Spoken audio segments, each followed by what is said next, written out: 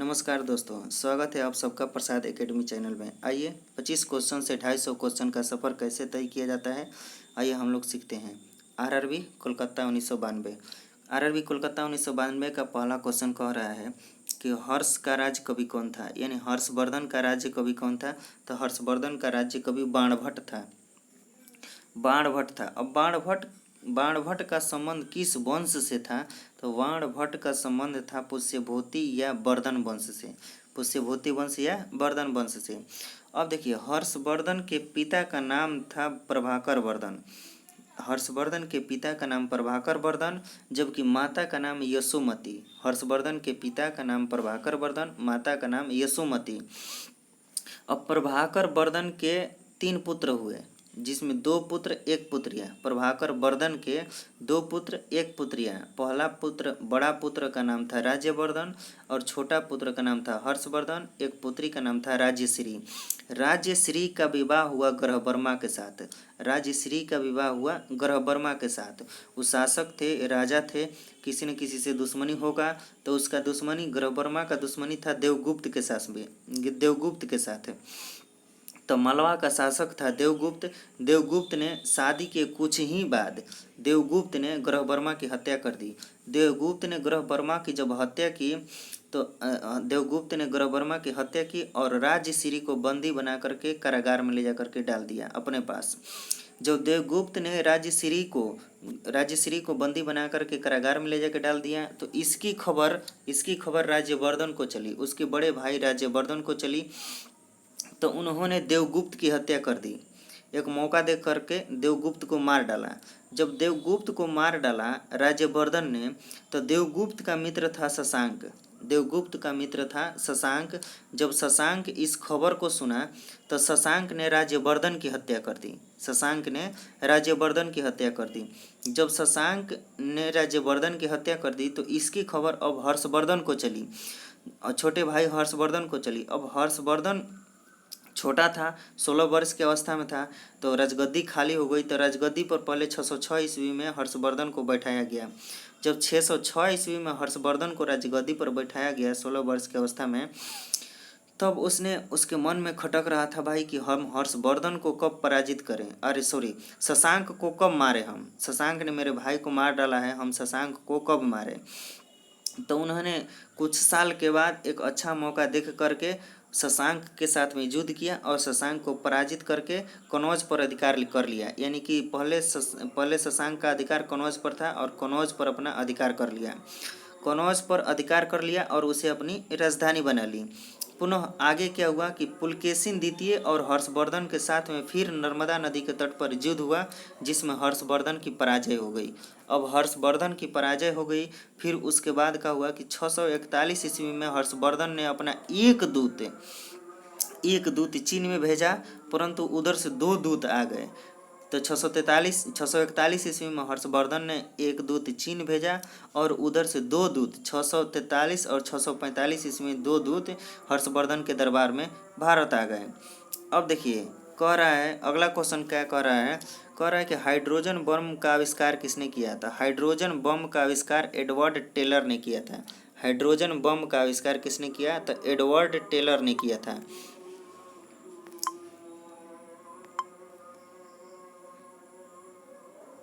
Hydrogen bomb का आविष्कार Edward Teller ने किया था।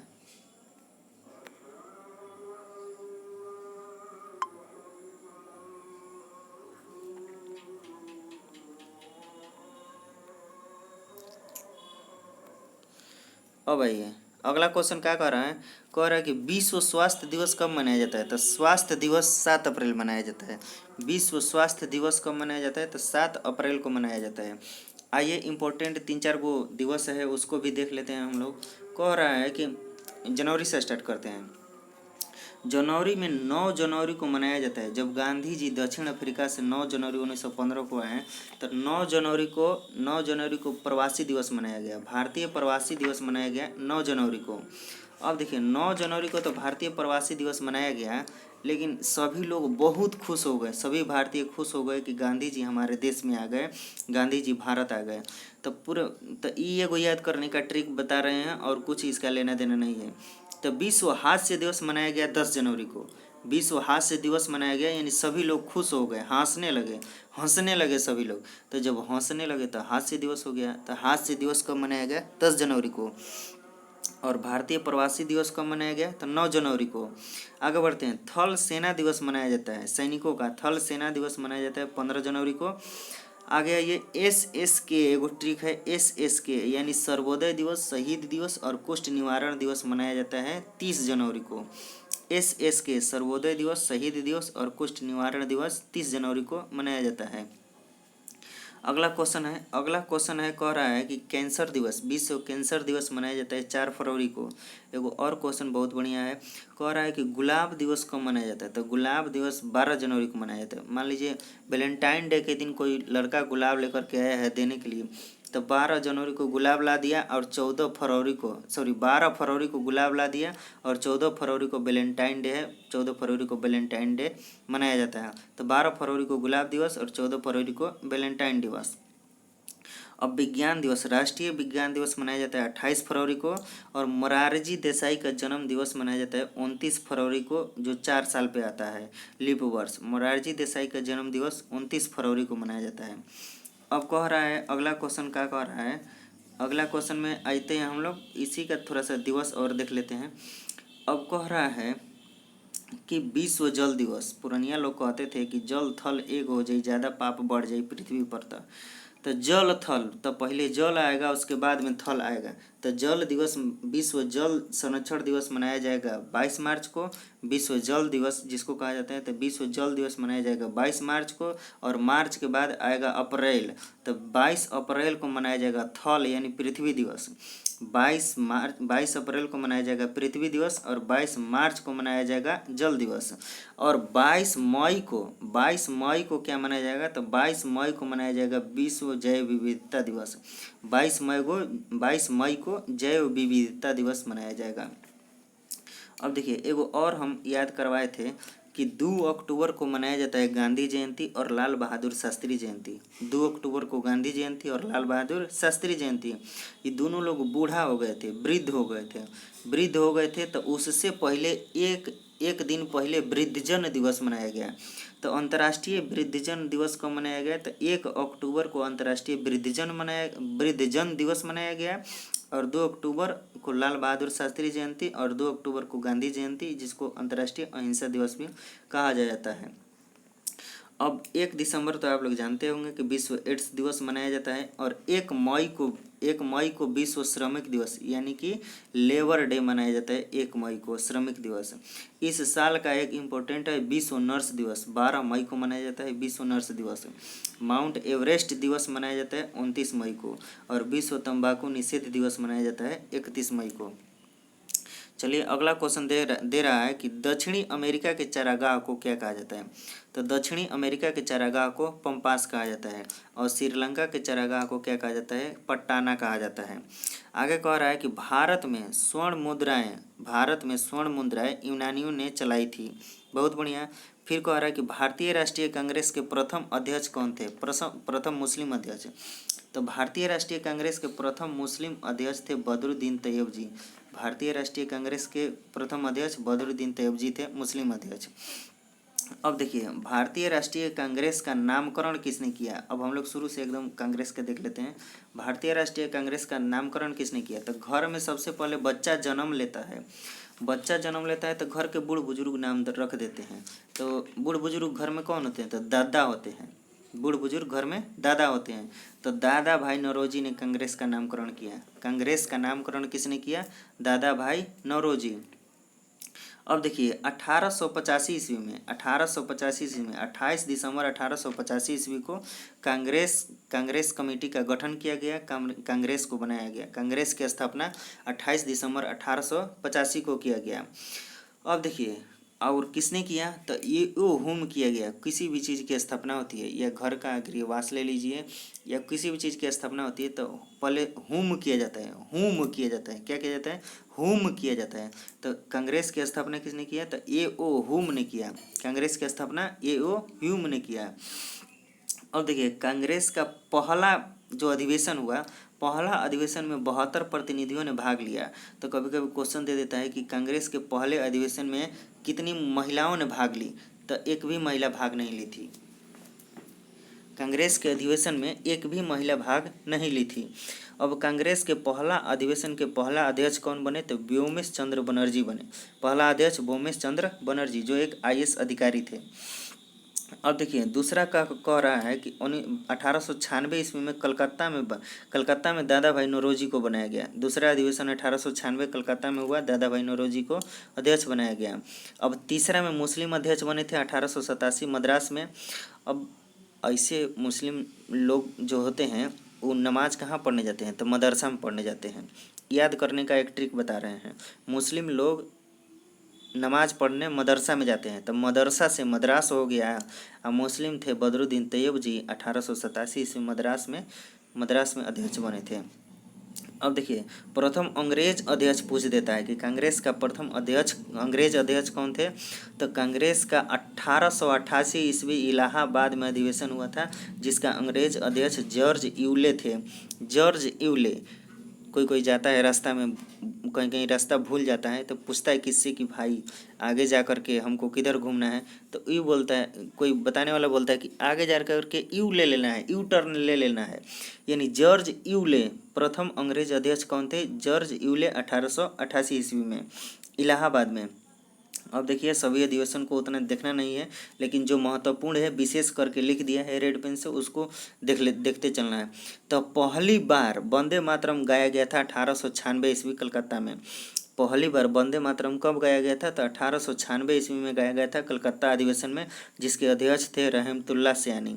अब देखिए तब पहली बार जनगण मन कब गाया गया था, ये आ गया वंदे मातरम आ गया, तो जनगण मन भी देख लिया जाए। तो पहली बार जनगण मन गाया गया 1911 ईस्वी में। पहली बार जनगण मन गाया गया था 1911 ईस्वी में। तब इसको याद करने का कैसे ट्रिक है, कौन अध्यक्ष थे, तो जनगण मन बहुत टेढ़ था उस समय, जल्दी लोगों को याद नहीं होता था, बहुत टेढ़ था। तो जनगण बोला गया कि आइए जनगण मन गाना है, तो सभी लोग भागने लगे। तो सभी व्यक्तियों ने उनको उन लोगों को धर के पकड़ के लोग लाने लगे कि नहीं चलिए गाना ही है। तो धर से याद करना है, बीसस नारायण धर अध्यक्ष कौन थे, बीसस नारायण धर। 1911 ईस्वी में कलकत्ता में अधिवेशन हुआ, जिसके अध्यक्ष थे बीसस नारायण धर, और वहीं पर पहली बार राष्ट्रीय गान जन गण मन गाया गया। आइए आगे चलते हैं। अब एक और क्वेश्चन पूछता है कि भारतीय राष्ट्रीय कांग्रेस के प्रथम महिला अध्यक्ष कौन बनी थी, तो प्रथम महिला अध्यक्ष बनी थी एनी बेसेंट, जो 1917 में बनी थी। 1917 में प्रथम महिला अध्यक्ष एनी बेसेंट बनी थी, कलकत्ता अधिवेशन की अध्यक्षता की थी। और प्रथम भारतीय महिला अध्यक्ष कब बनी थी, प्रथम भारतीय महिला अध्यक्ष कौन बनी थी कांग्रेस के, तो प्रथम भारतीय महिला बनी थी श्रीमती सरोजनी नायडू। 1925 ईस्वी कानपुर अधिवेशन में श्रीमती सरोजनी नायडू बनी थी, कांग्रेस के प्रथम भारतीय महिला अध्यक्ष बनी थी। और एक और महिला बनी है नेली सेन गुप्ता, 1933 ईस्वी में नेली सेन गुप्ता महिला बनी, श्रीमती नेली सेन गुप्ता कलकत्ता अधिवेशन की अध्यक्षता की है। एक क्वेश्चन और है कि 1929 ईस्वी में पूर्ण स्वराज की मांग किसने किया था, तो लाहौर में हुआ था। लाहौर पाकिस्तान में वर्तमान में है। 1929 ईस्वी में लाहौर में अधिवेशन की अध्यक्षता किसने किए थे, तो पंडित जवाहरलाल नेहरू ने अध्यक्षता की थी, और वहीं पर पूर्ण स्वराज की मांग किया गया था। अब देखिए वहीं पर पूर्ण स्वराज की मांग किया गया था 1929 ईस्वी लाहौर में। अब एक और क्वेश्चन कहता है कि खादी वस्त्र पहनना अनिवार्य कर दिया गया। अंग्रेजी वस्त्रों का बहिष्कार शुरू हो गया था और खादी वस्त्र पहनना अनिवार्य कर दिया गया था। तो गुवाहाटी अधिवेशन की अध्यक्षता श्रीनिवास अयंगर ने की थी, वहीं पर खादी वस्त्रों को पहनना अनिवार्य कर दिया गया था। तो इस तरह से हम लोग लगभग कांग्रेस के अधिवेशन देख लिए। अब आते हैं अगला क्वेश्चन कह रहा है कि राज्य अपहरण की नीति किसने लाई थी, तो राज्य अपहरण की नीति लाई थी लॉर्ड डलहौजी ने। राज्य अपहरण की नीति किसने लाई थी, लॉर्ड डलहौजी ने। तो लॉर्ड डलहौजी ने राज्य अपहरण की नीति लाई थी। देख लेते हैं लॉर्ड डलहौजी ने क्या लाया था, राज्य अपहरण की नीति लाया था। तो लॉर्ड डलहौजी के शासनकाल है 1848 48। 1848 से 1856 तक चला लॉर्ड डलहौजी का शासनकाल। अब देखिए द्वितीय सिख आंग्ल युद्ध इसी के शासनकाल में हुआ था। 1848 से 49 तक चला था, 1 साल तक। द्वितीय आंग्ल सिख युद्ध 1848 से 1849 तक चला था। फिर और कहता है कि इनाम कमीशन की स्थापना किसने की थी? तो 1852 ईस्वी में इनाम कमीशन की स्थापना किया गया था। लॉर्ड डलहौजी को व्यापकगत सिद्धांत के लिए जाना जाता है। अब देखिए कह रहा है कि 1856 ईस्वी में कलकत्ता से मेरठ स्थानांतरित किया तोपखाने को मुख्यालय को कलकत्ता से मेरठ स्थानांतरित किया गया था 1856 ईस्वी में। और वुड डिस्पैच कब लागू हुआ था? 1854 ईस्वी में। वुड डिस्पैच बहुत VVI है, शिक्षा संबंधी सुधार जिसको कहा जाता है। 1854 ईस्वी में वुड डिस्पैच लागू किया गया था लॉर्ड डलहौजी के शासनकाल में। और माना जाता है भारत में रेलवे का जनक यानी रेलवे का जन्मदाता लॉर्ड डलहौजी को माना जाता है, जो 1853 ईस्वी में मुंबई से थाणे तक ट्रेन चलाया था 34 किलोमीटर।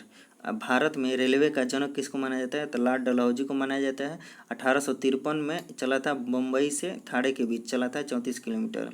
अब देखिए 1854 ईस्वी में पोस्ट ऑफिस सेवा पारित किया था। पोस्ट ऑफिस एक्ट पारित किया था पहली बार इसने। और डाक टिकट का भी प्रचलन 1854 ईस्वी में लॉर्ड डलहौजी ने ही किया था। सार्वजनिक निर्माण विभाग की स्थापना भी लॉर्ड डलहौजी के शासनकाल में की गई थी।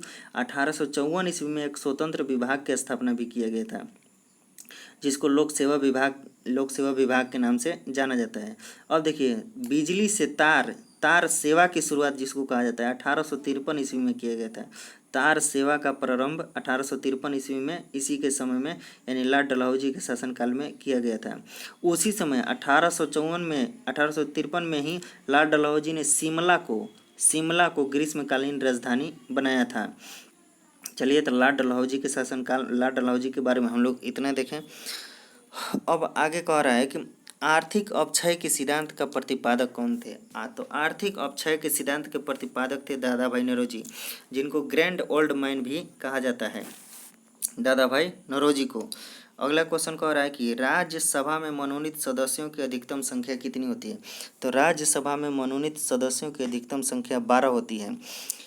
अब देखिए संसद की चर्चा अनुच्छेद 79 में है, राज्यसभा की चर्चा 80 में है यानी 80 में है, और लोकसभा की चर्चा 81 में है। राज्यसभा राजा हमेशा ऊंचाई पर बैठता है और जनता हमेशा यानी लोग हमेशा नीचे बैठते हैं। तो राज्यसभा को उच्च सदन और लोकसभा को निम्न सदन कहा जाता है। राज्यसभा एक अस्थायी सदन है, जबकि लोकसभा एक अस्थायी सदन है। राज्यसभा का कोई कार्यकाल निश्चित नहीं है। राज्यसभा के सदस्यों का कार्यकाल होता है 6 वर्ष, जबकि लोकसभा के सदस्यों का कार्यकाल होता है 5 वर्ष। राज्यसभा